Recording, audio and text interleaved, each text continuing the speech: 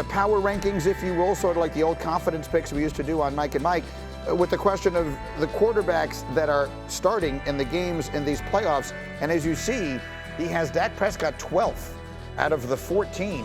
He writes, he doesn't seem to be seeing the field clearly. Prescott has been too quick to leave the pocket, not putting enough faith in the protection. And sometimes you see something like this and it's jarring, and we wind up debating whether he's actually better than Daniel Jones or Geno Smith or Trevor Lawrence. And that, I think it's clear. None of us agree with this ranking. It just is what it is. It's his pick. He's entitled to it.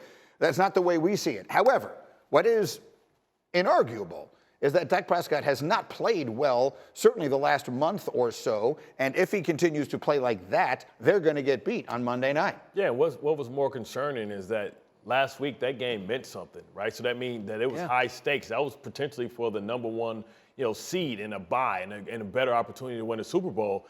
And what's disturbing even more on this pick is the play before the kid dropped the pick and he went back, hurried up to the line and doubled down on the mistake, and it could have cost him the game, So this is one of those things where you question his decision making, and to Dan's point, what is he exactly seeing and why is he forcing the ball? You talk about before a couple of weeks ago, I know his stat was like 8 out of his 11 picks. Most of them were in his own territory, so those turn automatically into points, and you can't win. That's not playoff football. And we thought it was going to be the lack of discipline, the turnovers and the penalties. But if he plays like this, it's going to be rumors and questions that, hey, Dak doesn't deserve this contract, and maybe he's pushing and pressing a little bit. I'll remind everyone, and Cindy, we can put the game picks back up there again, that there was a moment in time, November 20th of this season, the Cowboys beat Minnesota 40-3, and basically the world was putting them in the Super Bowl, and our analytics were saying they were the best team in the National Football League,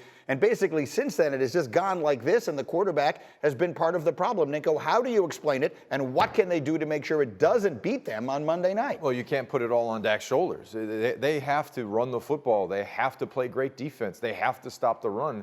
Things that they have not been doing. And, of course, as a quarterback, you have to take care of the football. But I just want to say something about that list. Yeah. Bart Scott took a lot of heat for not having him in the top 10 in the regular season. Right. Now he's not in the top 10 in the playoffs. So I don't agree with this list considering Daniel Jones. You look at some of the statistics, Dak Prescott,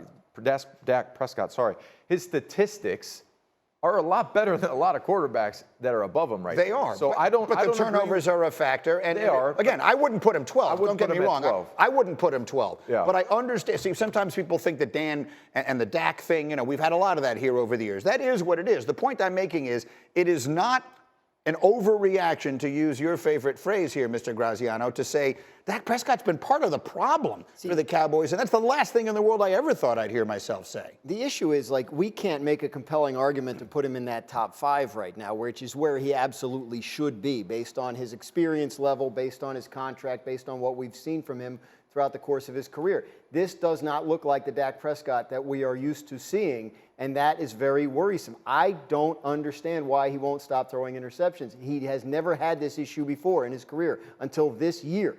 So you cannot ignore it. Dan is making a point here, and it's a worthwhile point that this quarterback for the Dallas Cowboys is not playing well going into the postseason. And I understand a confidence level. Another Clint Eastwood movie. Do you feel lucky? I mean, That's right. Like they could get a vintage Dak Prescott game and play like they did the day they beat Minnesota 40-3. That's entirely within the range of potential outcomes. If they don't, though, Tom Brady could get them.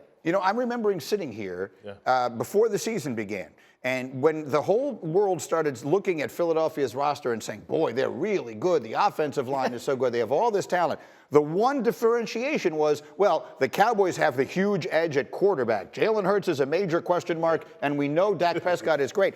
Right. Think of what a difference a season makes. I got scolded on this show. Yeah. I got scolded on this show because I said Jalen Hurts has passed Dak Prescott. So excuse me, I just got a little vindication here. So I'm just soaking it in, and I'm not used to being able to be proven right. Thank you for watching ESPN on YouTube. For live streaming sports and premium content, subscribe to ESPN+.